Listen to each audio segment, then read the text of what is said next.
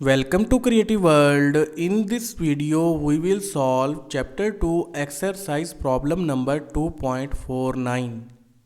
While solving this problem, we will be using Kirchoff's current law. According to Kirchoff's current law, sum of all entering currents on a node inside an electrical network is always equal to sum of all leaving currents from that node. A cumulative current on a node inside an electrical network is always zero. We also will be using Ohm's law. According to Ohm's law, voltage across any resistance R is always equal to the product of current through that resistance and the value of resistance. Electrical power calculation formula will also be utilized while solving this problem. Basic equation for the calculation of electrical power is P equal to V multiplied by I, where V is voltage across an element and I is current through that element. Now move towards the problem. Exercise problem number 2.49. Find power supplied by each source in given below figure. This is the circuit diagram of given problem. We have to find out power supplied by each source inside this circuit. We know that in order to calculate power of an element, we should have at least two parameters. One is voltage across that element and other one is current through that element.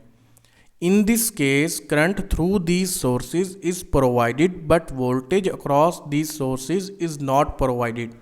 So first we will try to find out voltage across these sources. Later on we will be able to calculate power of these sources.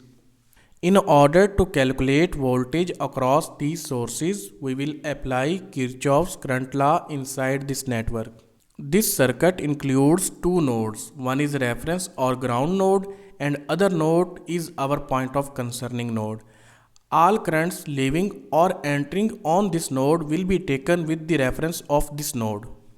So we will apply Kirchoff's current law on this particular node. For that purpose, we have to identify the directions of currents inside these branches.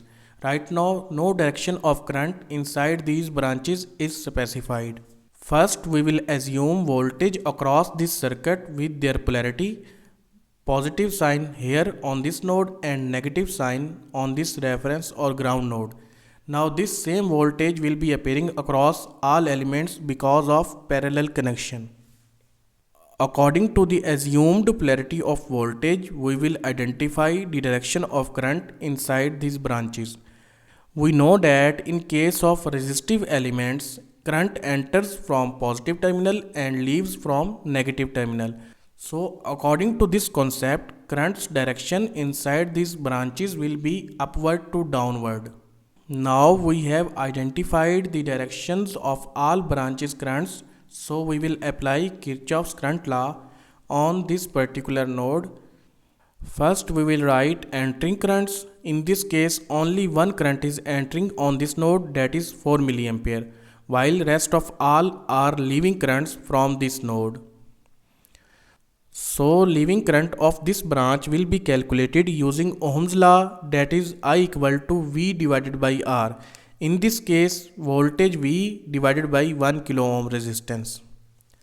Similar case will be with this branch I equal to V divided by 2 kilo ohm, and same case will be with this branch I equal to V divided by 5K. One other current is leaving from this branch, that is 2 milliampere. Now open this bracket, this minus will multiply with all values and all will become negative. Subtract 2 milliampere from 4 milliampere, the equation will become 2 milliampere minus V divided by 1K minus V divided by 2K minus V divided by 5K equal to 0. Now we will multiply this equation with 10K in order to remove all denominator values. The equation will become 10K will multiply with 2 milliampere, it will become only 20 because milli will cancel out with K and the product of 2 and 10 will become 20. Here 1K will cancel out with K, only 10 will left and the product of 10 and V will become minus 10 volt. With this value 10k will divide by 2k, the answer will be only 5 and 5 will multiply with v, it will become minus 5v.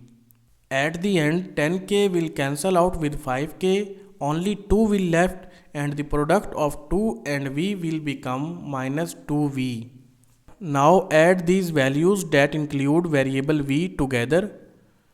The equation will become 20 minus 17v.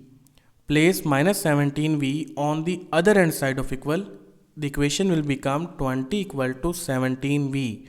Now divide 17 on both sides to calculate the value of v, that is voltage across between these 2 points is 1.18 volt. So 1.18 volt is appearing across these 2 points with this polarity. And because of parallel connection, this same voltage will be appearing across all elements. Now we have calculated voltage across these sources. Current through these sources is already provided, so we can calculate their powers. We will start from 4 milliampere source. Power of 4 milliampere source will be the product of voltage across it and current through it.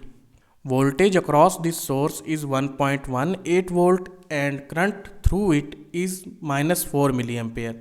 Now the polarity of voltage across this source is positive sign here and negative sign here, and current is entering from negative terminal and leaving from positive terminal. That's why we have taken 4 milliampere with minus sign here. Take the product of both values. Power of 4 milliampere source will become minus 4.72 milliwatt. Here minus sign is indicating that this 4 milliampere source is supplying power of 4.72 milliwatt inside this circuit. Move to the next source. Power of this 2 milliampere source will be equal to the product of voltage across it, that is 1.18 volt, and current through it, that is 2 milliampere. And this current is entering from positive terminal and leaving from negative terminal of this source. That's why this current is taken with positive sign. So the power of 2 milliampere source will be 2.36 milliwatt, and this power is being absorbed by this source. So this was exercise problem number 2.49. Thank you. See you again in next video.